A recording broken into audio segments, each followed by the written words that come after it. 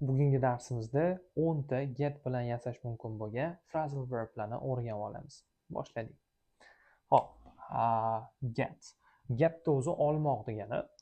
Phrasal verbs. Phrasal verbsni ko'pchilik biladi.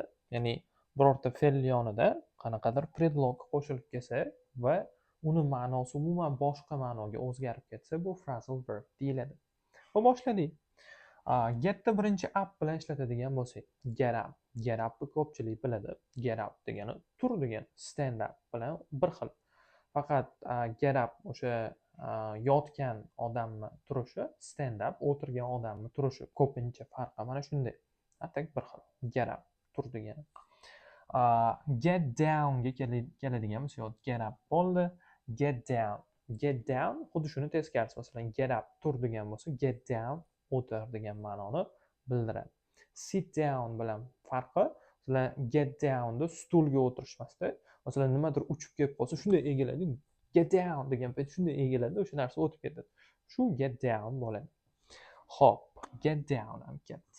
Ana endi get away. Get away ga keladigan bo'lsak, get away degani o'zi uzoqqa ketmoq degan ma'nosi ham bor. Bayramga holidayga, ya'ni holiday degani qanaqa ta'tilga birorta joyga ketmoq degan ma'nosi bor. Get away. Buni mana bunaqa noun shakli ham bor. Get away qo'shib yoziladi. Get away.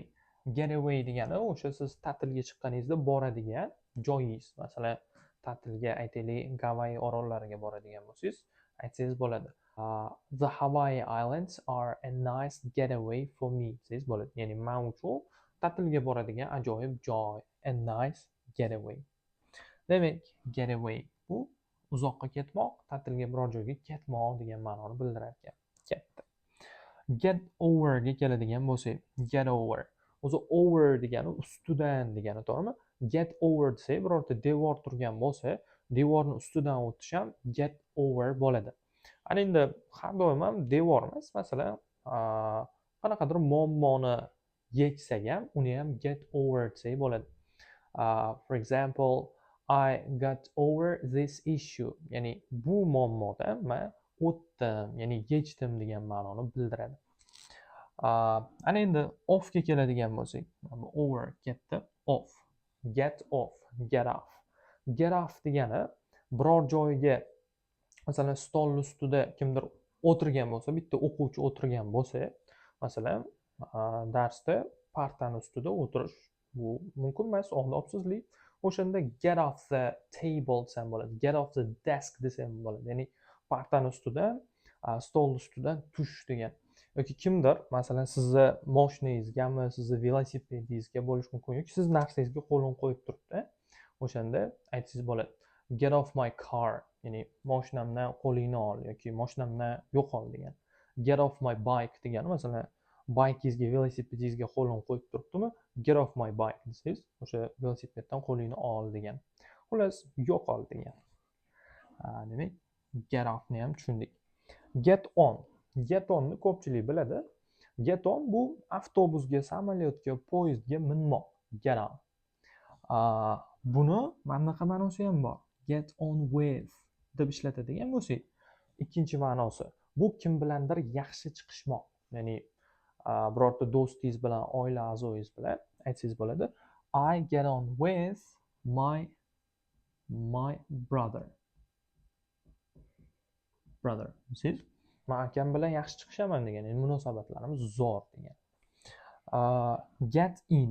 Get in degani bu ichida turib yurib bo'lmaydigan transport vositalariga chiqqaningizda ishlatsangiz bo'ladi. Get in the car. Masalan, get in the car. Mashinaga minmoq. Get in the taxi desa bo'ladi, o'sha taksiga minmoq. Yoki kichik qayiq bo'lsa, get in the boat desa ham bo'ladi, ya'ni qayiqqa chiqmoq. Through ga keladigan bo'lsak, through. Get through degani bu bizga finish degan ma'noni beradi.